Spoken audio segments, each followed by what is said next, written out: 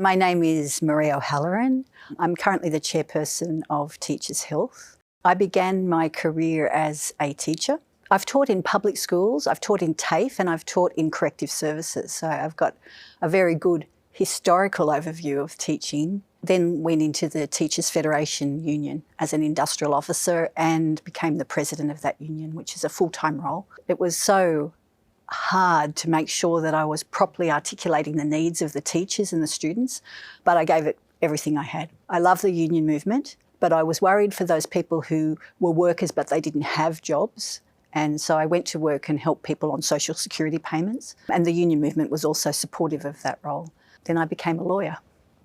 In the first instance, I wanted to go to university. So when I was 15 at school, Matraville High School, my parents wanted me to leave school. That was a working class. You went out and you worked and you earned money.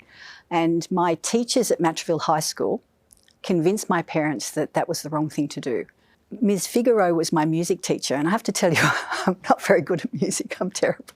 I did do music. But she is actually the teacher who convinced my mother I should not leave school after the school certificate.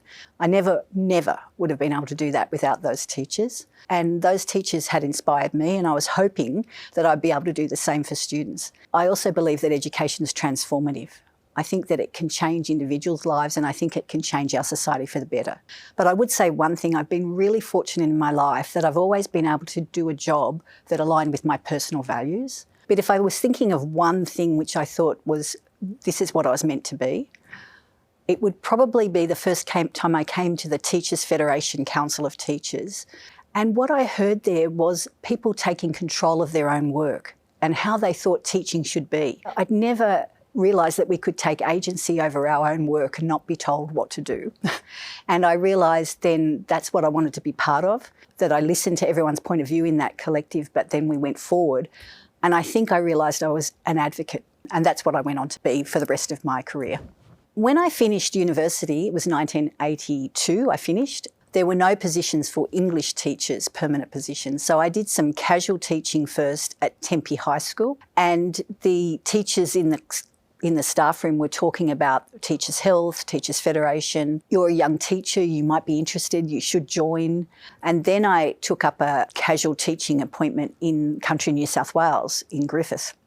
And the teachers there said, look, you need to be a member of Teachers Health. These are great services that teachers came together. And I think with Teachers Health, the really good thing about it is it's about thinking of yourself but also thinking of others, that there's money in a pool to help.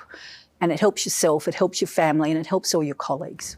So some advice that I'd give to my past self is be brave, listen to new ideas. I think also listen to other people carefully, and also to make sure that when you hear other people's ideas, you don't jump to conclusions straight away. I have a tendency to think that I've got the right pathway and this is the decision, and I jump to decisions very quickly, and that can be a good thing. But I think to my younger self, I'd say, listen to other people first, take some advice. You might be right, but potentially you're not right. So just test the waters.